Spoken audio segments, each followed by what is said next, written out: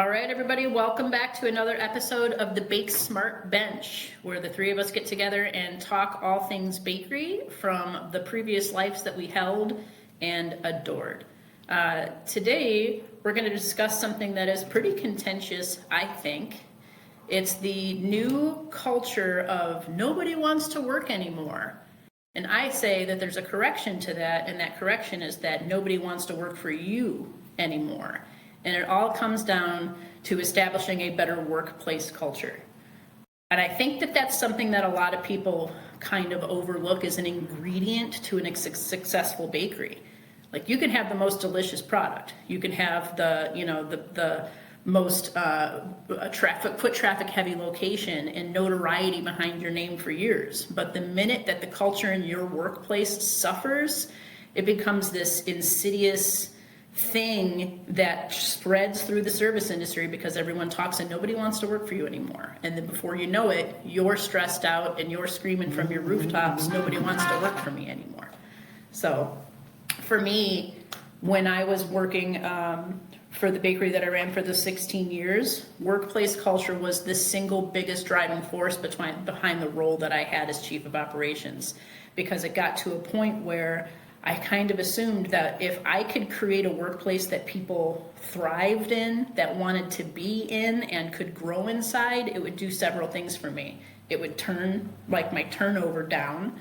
It would require me to have to hire less, and it creates an empowered staff that then makes it so that I don't have to be in control of every moment, every decision, every day. And there were some really strong decisions that I made that I think kind of bother a lot of folks. Shellie and I talked about it today. My staff ate whatever they wanted whenever they wanted. Well, whenever they wanted, meaning like you could go on break and eat whatever you wanted. You couldn't eat in front of the customers, you couldn't eat, at your baker's table, things like that. But I didn't charge there was no 50%, employee on shift food discount. Like, just eat. If you're hungry, eat. If you're thirsty, drink. The one rule I had was, don't take things that I purchase in. The bagels that I bought, the sodas that I bought in bottles and cans, that you should pay for, and it's an honor system at that point. That one thing, when I talk to other bakery owners, it's like, are you kidding me? Shellie, what did you say today about somebody loading up on scones and selling them down the street? Oh, yeah. So, yeah, for me... I think that culture, is undoubtedly the backbone of any business, whether a bakery or a software company or a retail clothing store or a corporate healthcare office. Culture matters a lot, especially to the workforce in 2026. Right. I think there's a new focus on it at large. And what I'd love to do in today's discussion is just talk about really tangible ways to build positive work culture for the current moment, the current season that we're in right now, because I think it does tend to look a little different than it even looked 10 years ago. Well, that's a great point. Like, how would you define work culture first? I think that's where we need to start. My definition of work culture might be different than Ari, being predominantly back of house in the later half of your career. So what is your definition of workplace culture, Ari? Like, how would you define it? Well, the way I've always looked at it, the three pillars of business of a bakery, right, are going to be your people, process, and products. Okay, 3 P's. The thing that binds all of those pillars together, those 3 pillars, is your culture. It's like a chi, or like life force, or Star Wars. I think of the force. Your feng shui. It's what, yeah, it binds everything, and it's around you all the time, and it's something that you can control and also not control, which I think is really interesting. I love this topic because it's something that you can have an instant effect on with large or small actions, but it's also something that you can have zero effect on and can't control at all in certain situations. So that's how I look at it. It's the spirit, the force, It's all around us, you know? And it's something that it's all around us. It's in us. Yeah. It's something that you have to nurture too, based on the Yeah. definition that you gave. Is like, Yeah. yes, you can have big impacts on it for the positive and negative, or the things that you could do can have no impact on all. But the most important thing I think that we can all agree on is that it needs to be nurtured. Shellie, would you agree with that definition of workplace culture, or what does it mean to you? Yeah, to me, it's a little more granular. I think those are definite pillars of any bakery, especially. You got people that need to produce. You have process, which I think is probably in the kind of bakery I was raised in, a generational bakery, where we probably drop the ball the most in terms of building healthy culture is through documented and well-defined process. And then Mm-hmm. product obviously is the end result of the people in the process, is you're going to get hopefully a consistent, valuable product that you can then sell. For me, I look at it a little differently, an overarching like sense of the way to create positive culture is first and foremost, everybody needs to know what's expected of them and why they even more bigger than that, more umbrella-y than that, is why do we do what we do? Like, what is the mission? You can call it a mission, you can, but more importantly, like at our bakery, it was even broader than, hey, we sell bakery. Like, what are we doing here? And to me, that I think needs to be named, defined, communicated, and reminded often. And I think that that's the way I would nurture. Just everything points to the why. Like, why Right. are we doing this? Right. Um, That's a so good to way to me, put it. I like yeah, that. like the why, and then how do we get there? Right. Um, Mm-hmm. So for and then how do we me, respect each other as we do that? Because there has to be respect between all parts of the organization. So for me, I agree with both of you wholeheartedly. Like you have a chi, you have a flow, you have an energy that needs to kind of like bind everyone together, because bakeries are multi-dimensional, multi-level, multi-department, right? And so there needs to be kind of like this current of energy that runs through, that needs to be modeled by leadership and modeled by ownership. And no matter how big your structure is, that's kind of where it starts and where it kind of vibrates from. Right? And in addition to that, it's the responsibility of ownership to nurture that, grow that, enforce and enhance that. And then there's that other portion of it that I'm honestly a little surprised that both of you didn't mention, is the workplace culture as it's perceived by your community and your customers. Because the culture that you build inside your bakery is going to be represented on your customer facing staff, which is one of the unsung heroes of bakery. Your front of house staff is your face-to-face communication with the community. And if they understand the culture that you guys both define so well, they're going to be the biggest advocate and champion of your business, which is going to drive sales and benefit you in more ways than one. So it's like that cultural community aspect to your culture as well. So, but that's something that I focused on immensely, right? The community that I was in was heavily, and I was fortunate because it was heavily foot traffic, heavily. I mean, we had probably 60 to 65% of the people that came to one of my locations every day got there by bike or by foot or by bus stop, right? We had I only had 11 parking spaces in front of my building, right? And so the culture was then being a part of the community, and then that drove how I shifted the culture internally as well. Like, how Ooh, can we that's continue? interesting. Now Yeah. that's interesting because we were quite the polar opposite at all Mhm. of our locations. We were a destination location, meaning we didn't have natural foot traffic going past our locations. You literally had to intentionally drive there. And I do think that it probably changes a little bit about how you're building culture. Um, it's kind of like we focus much more on, I don't know why this is popping in my head, like a Disney vibe, where you wanted people to make the way. They couldn't just walk by it. Hey, that's an easy stop. I feel welcomed. It feels like my community when I Right. walk in there. Instead, I got to take a 20-minute drive or a 15-minute diversion to get to this location. And we had to create like a very, very special, Experience. like, yeah, a special moment for people to like make it worth their while to come to us. Yeah. All right, So you what did raised your hand. You were going to say something about the community right before I said community as a cultural driver, which is really what it was. You know, like Oh, no. I thought you were going to say enforcement. Like what happens when you break out of the culture and you got to oh, like smack people back in a little bit and it's maintain, the guardrails kind of thing. you know what But happened when you broke the culture in a community driven culture environment, like when you get rid of, oh, I don't know, a chocolate ginger cookie, you get you get a letter from the neighborhood with petitions and signatures to bring it back.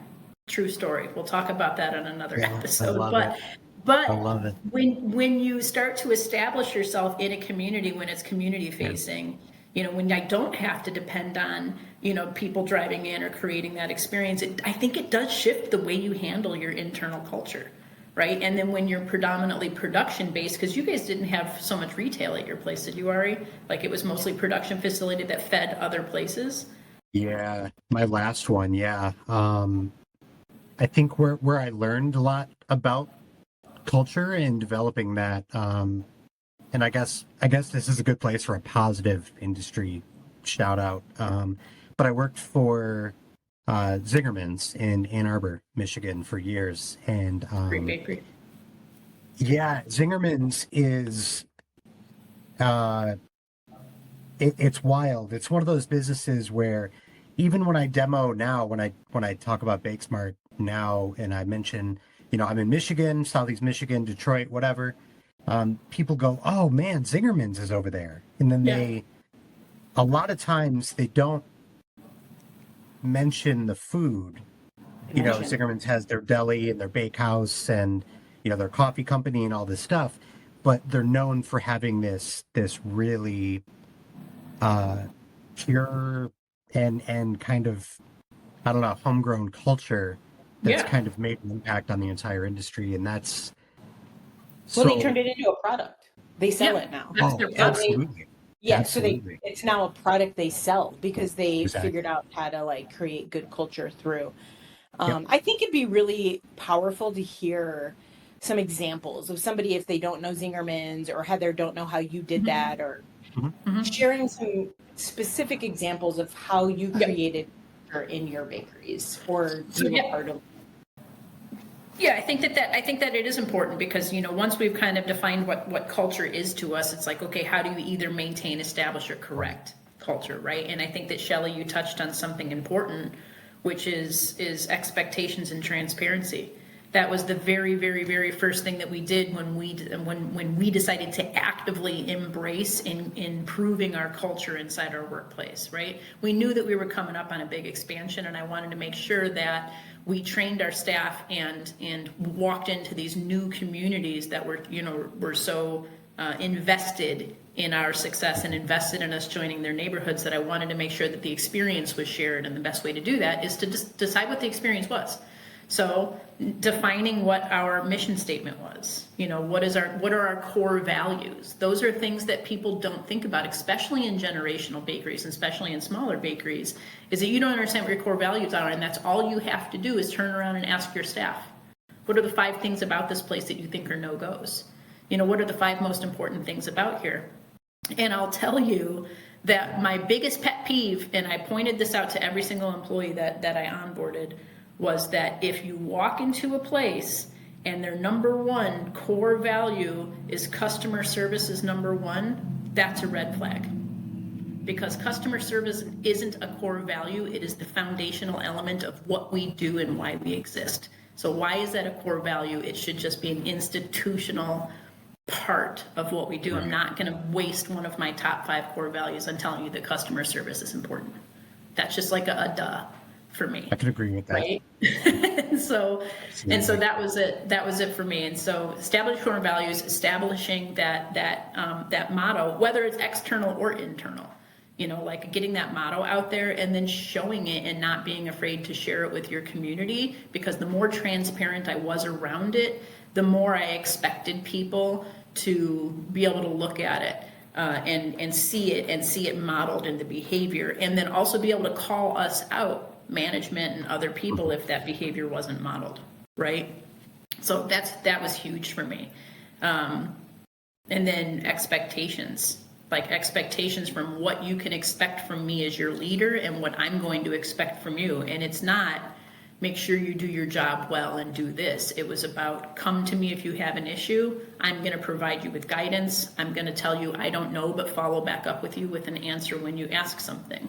Like, what is the way that you want to be treated, and what is the way that you want your staff to treat you, right? If you don't sit down and think through those things, you're always going to struggle explaining what it is that you need from someone, right? And then job descriptions. This is the job description that you have. And the job description isn't something like, you're a dishwasher, you wash dishes. No, you're a dishwasher, and in addition to washing dishes, I also expect you to do bathroom checks, empty the bus tub up front at this time, and this time, check in orders, mop and sweep the floors, like say hi to guests as you walk through the cafe, make eye contact. Like, what is the behavior that you want them to model while they're there, and work that into your job description. That way, for compliance and for when somebody breaks protocol, you can go back and point to a specific thing that says you agreed to do this when we looked at your job description, and now I need to have a conversation with you about what happened. Where did I fail you as a leader that you didn't feel that you could model this behavior that you agreed to, right? So I don't know, those are just some of the top things that I did. Did you guys have? Well, I feel like it's interesting. One of the things that we worked with a bakery recently, Heather and I, on a consulting project where they were looking to grow their bakery. And one of the big components that we went and witnessed inside of their business was an HR restructuring that needed to happen, essentially. With clear job descriptions, some boundaries, some goal setting, some division of labor that was happening because people were being asked to wear many different hats. So it was disrupting efficiency basically in their business. And it was really interesting to see. Now, this was an owner operated bakery. So the person who, is in charge of basically like not living with money based on how the business operates is there. And Heather came in with a very different perspective than I came in. And it was interesting to see basically what that looked like, because when you own the bakery and you show up every single day and you're working your 40 to 70 hours a week, depending on what the week looks like, and you're living basically on margin of what you've made. So that means some months you're in the hole, and some months you have some margin to play with, on a personal level, right? It's really hard to go mentally to your staff and say, well, what do you think? Because in the end, that person expects a good paycheck. And if you're running a smart and good business, they get that paycheck on time every day. That we only care so much about what that person thinks, because in the end, they don't have full vision of all moving parts of the business. And secondly, because they are heard, you're asking for a much bigger project to manage.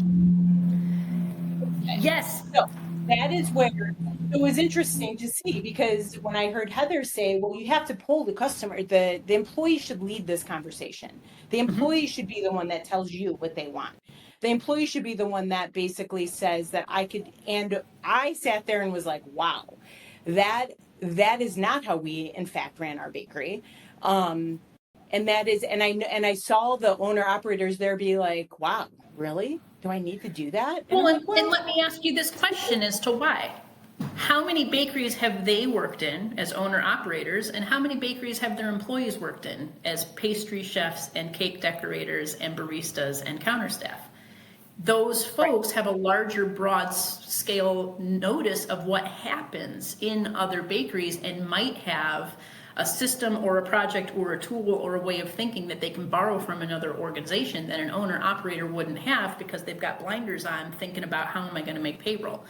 And so it's a democratic dictatorship. I'm going to ask your opinion, but at the end of the day, as the person that needs to write that check, it's still my decision. I'm going to tell you what happens. But I think that we would all be remiss in pulling from this pool of active knowledge that we hire in and pay to be here. I'm going to tap you for every piece of information you have. But yeah, it was polarizing. I remember you looked at me and you're like, what are you talking about? Well, it was. And I think that there is obviously a lot of value to talk to the team that you're hiring. Like, hey, do you see a better way to do this?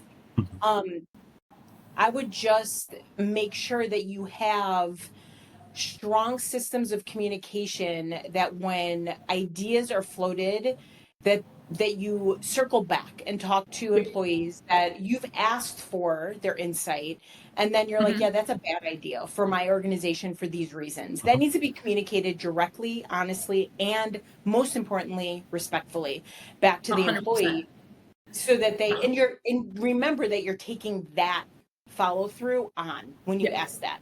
And which is very different than how, when I remember the shift basically when it was like, you did what the leader of our bakery, who so happened to be my dad, said. If my dad came to your bench and didn't like the way that you worked, the pace that you worked, the way that you were, rolling dough, the way that you were filling the oven, the way you were pulling things out, first of all, you knew it. Second of all, you didn't question it. You did it the way that he said to do it. And it was very much defining of the culture at the shop.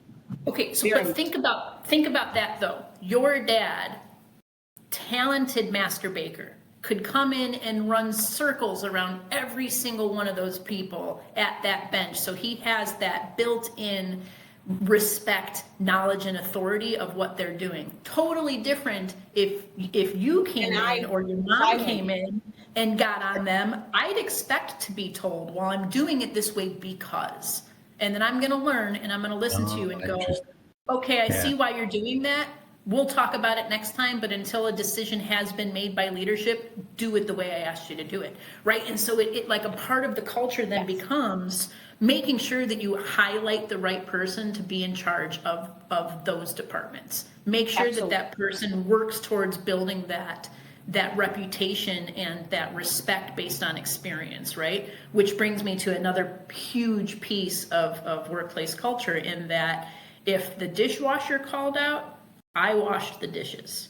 I wasn't pulling a barista in. I wasn't pulling a baker in. I wasn't telling them to wash their own dishes. My workload went on the back burner. I went and washed dishes because it helped my team see that somebody calling out wasn't a burden on them and their production, that I was going to take care of it. And it got to a point where I'd start washing dishes and people were like, I finished my work early. I can take over. I don't mind doing it. And then it creates this kind of camaraderie in there because they see that you're willing to get to the trenches with them, which your dad did, when I worked 100%. It's called servant leadership, I think, is a term that's like put to that, where you're serving your team, and that's the way you lead your team. And I think that is such an effective way, especially in 2026, to model leadership and run a bakery. And as opposed to this like weird 1980s, like, do what I say. Yeah, exactly. Like a straight dictatorship. How are you ever going to ask somebody to perform or do something that you yourself are not willing to do, or have never done and don't understand them to do? People see through the bullshit, and mind my language, but people see through it when you're asking them to do something, but you can't explain how. The expectation is then like, okay, well, can you show me how to do this? We'll just figure it out. That was a huge thing for me too. And it used to drive my management team nuts. So I onboarded everybody in the bakery so that I had an opportunity to get to know them on a personal level. So I wasn't this scary shadow chief of operations. Like, I wanted them to come to me. But like, one of the things I told every person was never accept because as a reason that you're supposed to be doing your job. Never accept because, or because I told you, or because that's what it says on this checklist. If you don't understand how to do something and you ask why and nobody tells you, call me and I will tell you why. And if that's not tribal knowledge, then that needs to be addressed immediately by leadership. Is it a difficult, challenging, exhausting way to lead? Yes. But I very rarely had to hire. I very rarely had people call out sick. I very rarely had, to deal with employee flare-ups or pushback or disciplinary. Like if you were getting written up, like it was a thing. Like it was an absolute thing, And so, yeah, you're right though, Shellie. It's a different way of leadership. And it doesn't work for everybody. It does not. It will backfire you on you in a way, and you said it just a little bit ago, in which if you are preparing to ask your team for feedback and they give you feedback and they're vocal advocates for that feedback, you gotta go back and tell them, because otherwise it turns into this mutinous, like, well, I had an idea and I shared it with them and it didn't go anywhere. And then it becomes this nasty seated frustration and aggravation and animosity towards leadership because that request went nowhere. And so it is about follow through, right? In baking and in everything, following through with that staff and going back and saying like, hey, I liked your idea, but we're going to go in a different direction. And this is why,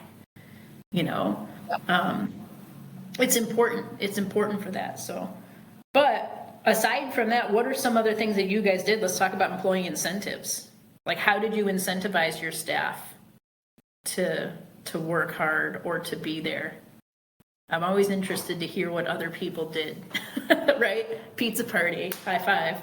Well, go ahead, Ari. I have some thoughts, but Yeah, my last role comes into that's kind of what pops up in my head. I did my best there to create a culture that it was very much servant leadership based, probably a little too much at times to my own detriment, and maybe to that of the business a little bit. But it worked out in the end. Heather, you're right, though. It does backfire sometimes. It does. But I tried to create a culture there that incentivized just by doing simple things on a daily basis correctly.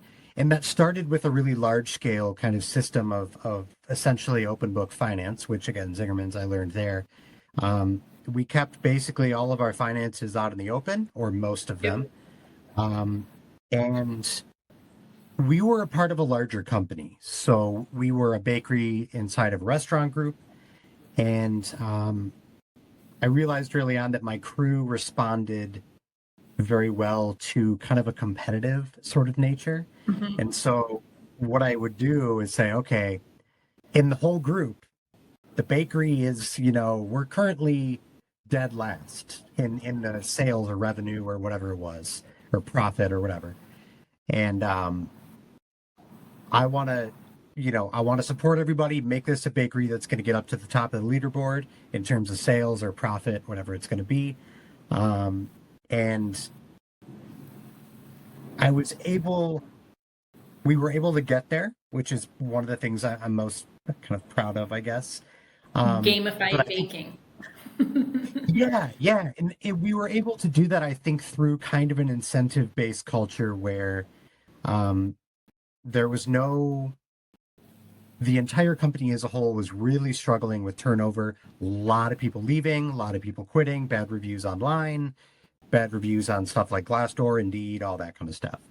And so I thought, okay, how do we make the bakery portion of this company, and how do we run it as one big incentive? So we implemented holiday pay, which wasn't a factor anywhere else in the company. Some holiday bonus, like end of the year bonus, profit sharing type stuff. That wasn't a part of anything the company was doing. And it wasn't easy. I had to kind of, wiggle my way in there on certain asks from the company, but doing things like that and pairing that with basically, like you mentioned, Heather, a really nice, a very community type feel in your day-to-day culture of just coming to work. Yeah. those two things, the larger picture incentives and the small, just, hey, I'm not miserable coming to work and this is kind of more or less my family. Yeah. That's going to create a culture in the middle of incentivizing. You're always going to have shitty days and call offs and Yeah. whatever.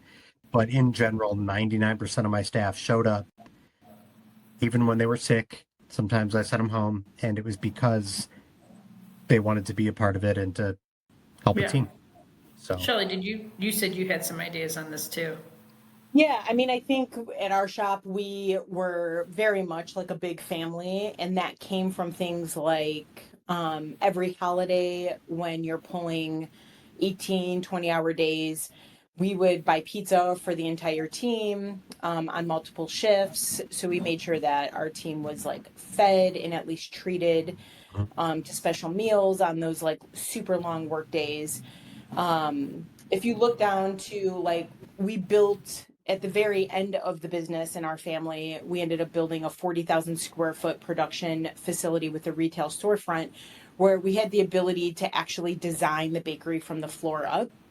And one of the things that we did, which I thought was really cool, is that decorators each got their own station, where that included a bench, a sink, their own tools, their own air guns, so that they didn't it cut their steps down in really cool ways where they had ownership of it. We hung signs above it. They literally had like a home that was theirs inside of the shop. Things we didn't have to do, but things that we did so that people realized how valued they were, how also their efficiency helped the bottom line of the business. But ultimately, it was for them. It was for their comfort. We always kept our shop super cold in the summertime and really comfortable in the wintertime. It was just something that we always put as a priority. It wasn't like, hey, we don't want to be cheap about air conditioning. No, it's good for the product, but it's actually better, even less about the product, and it was for the team. We want people to like the atmosphere. We also had a full clean team, which I see a lot of bakeries don't have this, but it was a culture thing for us because we didn't want guys who were working the bench and or decorating for 8-10 hours a day to have to then do dishes. So we made sure that they had just the majority of the cleaning taken off their shoulders so they could come in and just do what they were good at and not necessarily do any of the like hard work of clean. And our clean guys were by far the best payroll we ever paid because they kept our so valuable. What's the Yeah. most important position in the bakery? the dish guy. The dishwasher. Yeah. The dishwasher. The dishwasher, 100% in any restaurant. So Yeah. for me, I was broke. I didn't have bonuses to give or like air conditions to buy. Like I was broke, like paying Probably payroll. because you gave everybody your product during their shifts. It's not true. I was kind Not of true. waiting for that. I was like, ooh, here it comes. Okay. Not true. Not true. Because we always had leftovers. Like we were just that way, right? But so for me, like I always wanted to grow to a point, and that was always the goal, right? We talk about the goals that we have for a business. My goal was always to put like profit sharing and incentivizing from a financial standpoint. We even talked about going to a co-op system at some point, like allowing people to have ownership. And before we could do that, I had to think of clever ways to still want people to come to work. Now, the building, my original building, we were in Texas, right? 117 degrees in the summer. It's insane. Okay. Our air conditioning on that building from 1951 froze up probably once a week. I had to close for 2 days once because the air conditioner was broken. It was too hot to bake, right? 2 of my bakers said, instead of closing, how come we just don't come in the middle of the night and bake and run the ovens when it's cooler?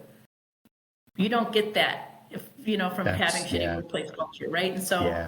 And so that was huge for me. And some of the more affordable ways that you're able to do that is little things like comfort and privacy, right? Cell phone policies. We didn't have a cell phone policy. We didn't care if you had your cell phone on the floor, right? But because frankly, we got sick of fighting it, and we decided then to pivot and embrace it. And so we implemented Slack for communication. Slack then also turned into a way for people to have direct line of communication to me if they had problems, questions, or concerns, which then turned into, people taking pictures of product that they were proud of and lattes they were proud of, and then, loading our social media pages, which then turned into people having product suggestions. And then for my production team, because I wanted people to be amped and excited about products, we then started taking monthly, what did they call it? Monthly suggestions for new product. At the end of your shift, do you want to mess around with some product that we have, as long as it's not a unitasker, as long as I don't have to buy something special for this thing?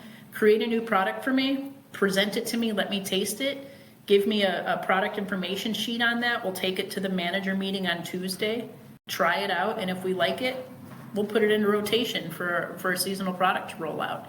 And then you'll get your name on it, and everybody will know that it was you that put this product out. That's great. Right? Yeah, That's huge. Yeah. That is huge. I think that is such a cool way to recognize people's creativity, get them out of the box a little bit. I love, you brought up meetings, and that was a shift for us. When we lost my dad and we had to shift to a model basically that was, hey, the people in charge can't do your job. So what do we do then? Right? Like, and there are a lot of bakery owners that buy bakeries but can't bake or can't decorate cake. A big part of their business. I can't do either of those things. Yeah, and one of the big things that we did is we were smart enough to bring in somebody that could, as a middle tier between us and the team.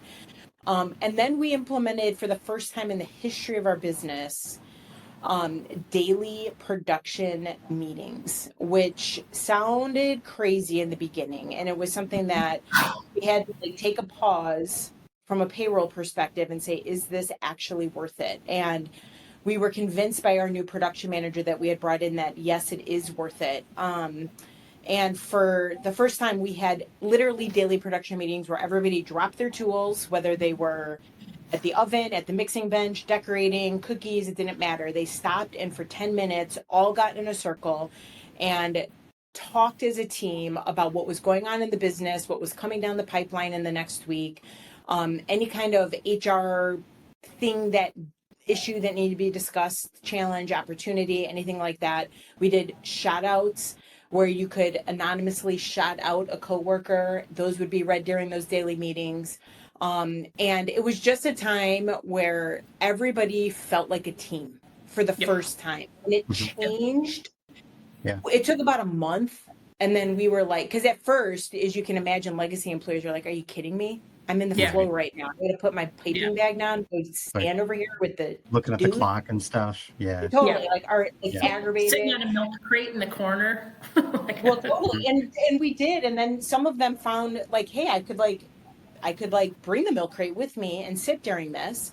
And that gives me a 10-minute break while I also am part of this team thing. And we didn't care. It was like, no, just show up, be present. And it took about a month for us to actually start to see this like really huge sweeping change between our production team. We saw people sitting in the break room differently than they were before. We saw it changed everything, honestly. It creates that feeling of belonging. If you feel that you belong somewhere, it develops ownership in what you do, and you come prepared to nurture it and invest in it and be proud of it, right? Yeah. One of the things that we did too during those meetings is I would stop at another bakery that just opened up, or somebody that hit a news article, or got voted best whatever in the city. I'd go swing through their bakery before that meeting and pick up a selection of stuff and put it on the table, and then let everybody rip it to shreds, and get hyped up about the fact that our product was better, or hey, they do that, cool, we should try to do that. Most of the time it was them laughing at how our product was so much better, and even if it was or wasn't, I didn't care. It was that camaraderie for them, and it was like that team, it was team building for them, and then we would turn and direct that meeting. But yeah, creating that feeling of belonging, I think is the most exciting thing. Now, when you get a team that's rallying around a common thing, you hope it's not a negative thing, right? Because it can do the same thing, right? If they're rallying around the fact that they've been shorthanded and everybody's expected to pick up the slack and leadership hasn't communicated what they're doing with hiring someone, or that the mixer's been broken for 6 weeks and that becomes the pain point that everybody then connects over, you got big issues, right? You walk in and it's like, yeah, it's mutiny. It's mutiny, yeah. right? So, yeah, it's crazy that we had this happen all the time where the whisks on our 80 quart mixers broke constantly because the stopper at the back of the 80 quart mixer that keeps it from cranking all the way up to the whisk touching the bottom of the bowl broke. Jesus. And I just kept telling people, well, move it down, move it down. And their point was, we're too busy to have to think about that. You just need to fix that thing that broke. Right? And so there was a disconnect. I was just expecting them to think a little, and they were expecting me to give them a tool that worked. And it became this contentious thing where we fought about it until finally I was just like, you know what? I'm gonna show you how much a new whisk costs. I'm gonna show you how much a new whisk costs. And I'm not going to punish you. I'm not going to make you work with a broken piece of equipment, but I'm going to show you how much it costs. And then I'm going to show you how much a Hobart skilled repairman costs, and also how many there are in our city. There was one. His name was Christopher. Like, there's always just one in like a just one 200-mile area. Yeah. But Ari, you said something, and I want to hear, Shellie, your opinion on this. When you said open finances, like what did that entail? And is that something that, Shellie, you would have considered doing in your business? Yeah, I love the idea of it. I've seen it work really well in other types of businesses outside of bakery, in my experience. I think it's, I fought for it a little bit inside when I was helping run the bakery, and it was a hard no from my mom, who, grew the business from nothing to what it was. And she was like, why would I ever? So I think it's really interesting. And I think that kind of concept would fall on many, especially generational bakeries, people who have started from nothing and built it from scrapping just everything together to get to a point where they're like going to open their books to their team. But I think it's really powerful. And I think it's powerful to explain to people why again, as long as the big why is there, like what we're driving after, I think open books without a vision of where we're going and why we're in business is nothing. It's not. But with an open book, and maybe Ari, you can back me up on this, open book is going to be cost of ingredients, cost of labor, not cost of labor, sorry, labor. I'm going to show you the bulk payment for labor that I pay, but not individualized labor. Of course, we're all dumb if you think people aren't talking about what they make an hour, first of all. Like, that is absolutely happening. There's no shutting that down, but I'm not going to show you somebody's individual salary or labor, but as a whole, you can see that, right? And I think that that's important. So yeah, that number, I think, shocked when I would share that, because I would share that when I would have one-off meetings with different employees. I would share the number. You realize payroll is $60,000 a week, and they would just sit there with their jaw on the ground. And I'm like, that's when you look around and you realize how many people it takes to run this operation, and that's the liability that we go to bed and wake up every morning with. And that's one of many things that we pay. Yeah. So then that brings up that big buzzword that everybody was using for a long time, or at least for the last decade, which is transparency. Transparency in the workplace, transparency this. Well, what does transparency mean? And I think, Shellie, you just showcased it. I'm gonna talk to you exactly about how the business is and how we function and what it costs. But I think that a big mistake that a lot of people make when trying to use transparency as a workplace culture builder is the guilt that they then ensue with that transparency. Well, you can't have a new this because I spent 110 grand on payroll. You know what I'm saying? So like, there's a fine line with everything that we're talking about today. That like, it really, it comes down to like needing to cherry pick what works and what doesn't with your different teams, right?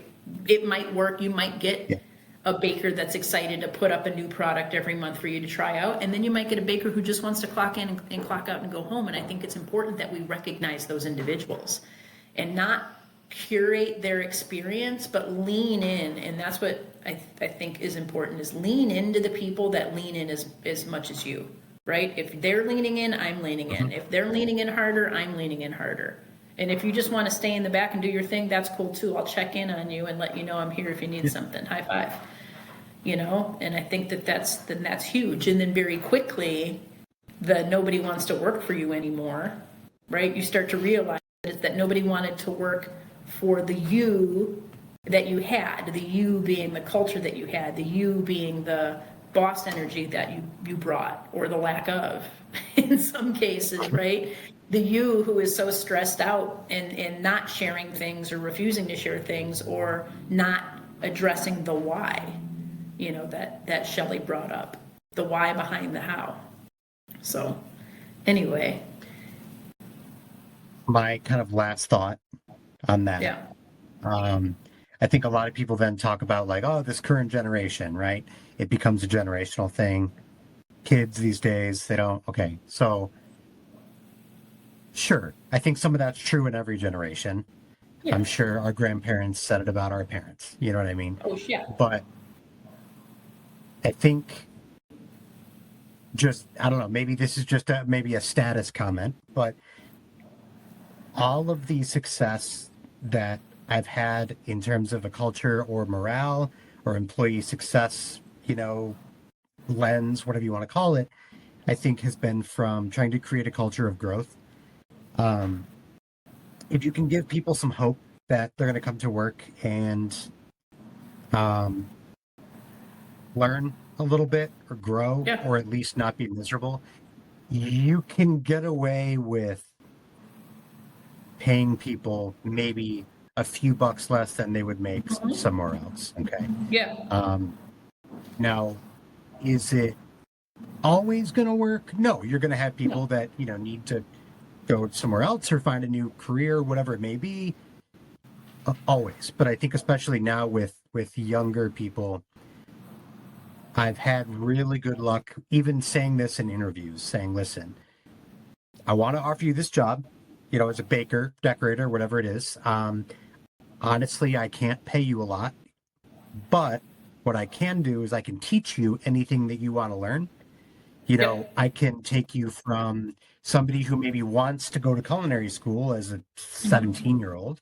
I can show you all the steps of not only baking, but the business. You're going to go to culinary school with experience, doing bakery ordering and talking to suppliers, and you can sit with me when we do this. And that sort of thing is, I think, what the current generation is. It's huge. Super hungry for. Yeah. It will, in that so information. If you can do that, Yeah, it's that era of information. They can get anything they want from the internet, watching YouTube, learning it. And so if they're going to show up for you, they're looking for more than just a paycheck, right? They're looking for engagement. They're learning a skill set. They want to walk away from you better than they started with, right? It's the kitchen sink or the bathroom sink metaphor, right? Never leave a bathroom sink looking worse than you found it, right? Same thing with employees. Teach them a skill set, teach them, and they're going to be not indebted to you, but like proud of what you've taught them and appreciative of what you've done, right? If they see the value that you can bring to them, then they're going to be fully engaged with you, right? And so it spiderwebs out too, because like I have good friends even today that I'm still in touch with that I worked with, or they worked for me years ago, and they we're good friends now. I'm going to a wedding next weekend. Nice. For a past employee that I think really liked working with me, but she always thought, hey, I learned a lot, I respect you a lot, and we've maintained this friendship. So it definitely grows beyond just the lens of where you're working at that time. Absolutely. Yeah, absolutely. And I think that,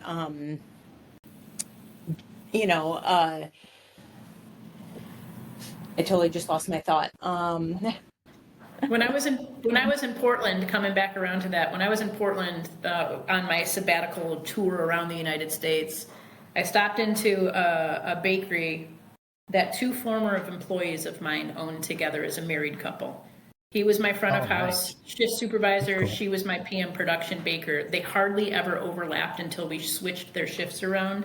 and they met and fell in love, and then decided to, move to Portland, and then bought a failing bakery cafe and opened it back up. I didn't tell him I was coming. I was just like, I'm in the neighborhood. It's Costello's, Costello's Travel Cafe.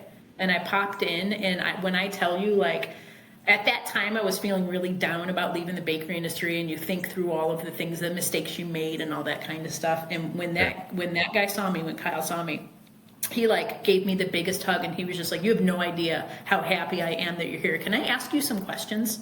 And we sat and talked for 3 hours and just talked about the pros and cons of opening bakery, and then his wife came in from home, and we sat and just had a great conversation. And that to me is like, that was the culture I always wanted to have, right? Yeah.